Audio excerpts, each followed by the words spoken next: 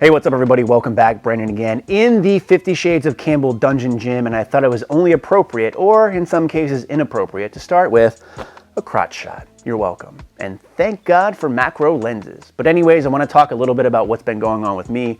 Maybe you noticed last week I didn't put out any videos. That's because I was in Seattle for work. And typically what I'll do is I'll highlight other YouTubers while I'm gone. I didn't do that because I initially had planned on bringing my camera, showing you around the town while I'm traveling, what I eat, how I train.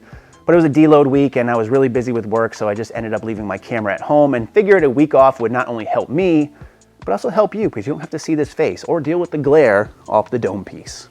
Really need to start wearing hats more often in these videos, which I do in 99% of them. I wonder why.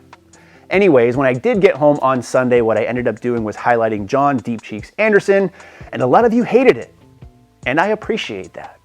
I don't appreciate you hating my videos, but I appreciate the feedback. So a lot of people didn't like it, saying, why would you really feature this guy who's obviously on steroids, which could be natty, could be.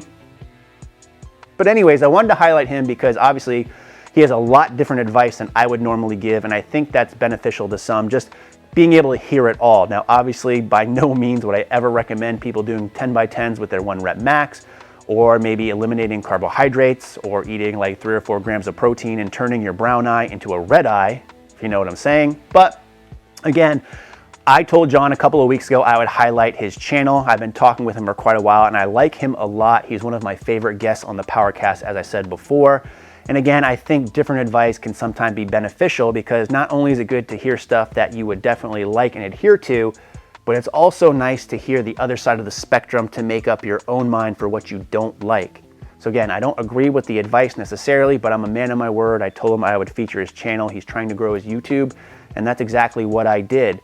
Now, that being said, my main takeaway was still positive from that video because I think he has a very solid point when it comes to the training mentality and intensity a lot of us have. We don't push ourselves fully.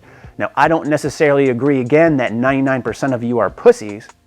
I put that number more at 98%, but I think, again, the overall message was still good, at least from what I got out of it. And that's someone who watches a lot of YouTube videos, and I filter a lot of this information.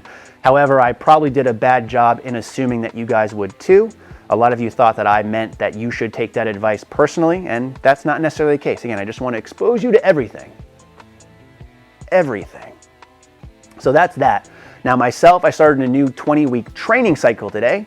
Training, not trenning. Again, based off the last video, you guys might have been a little confused, but I'm really looking forward to this. Today was a tough day, a lot of volume.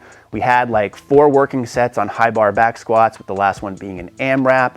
We had that followed by 5 sets of close grip bench. Again, last set being an AMRAP, sumo deadlifts, 3 working sets, last set AMRAP. Are you sensing a theme here? Followed by a lot of accessory work. So we're really in the volume phase of this 20-week training cycle, and that's the nice thing about having a longer training cycle. In the off season, you get a lot of volume in, as well as on maybe exercises I probably wouldn't do closer to competition. Obviously, when I compete, I traditionally do low bar.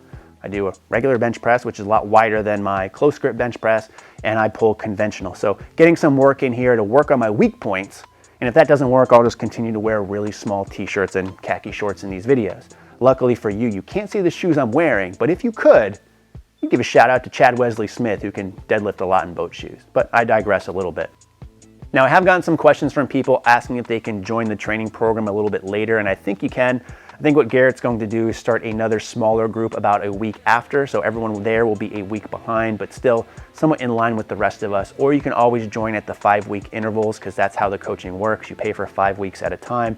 That way you're not having to pay some big lump sum. If you're interested in finding out more, I'll link that original video we did on it, and you can go to the website and find out that information. If not, you're gonna have to put up with me for the next 20 weeks showing you that stuff and missing out on all them gains. Ow, fuck. Anyways, regardless, as always, appreciate you guys watching. In the meantime, stay big.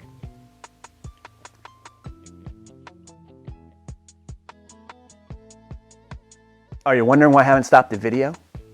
What video of mine would it be if I didn't tell you about the NASM, the National Academy of Sports Medicine, and their free 2-week trial of their services? If you're interested in becoming a certified personal trainer, that link too will be found in the description box below, myusatrainer.com/CampbellFitness. Chump change, checking out.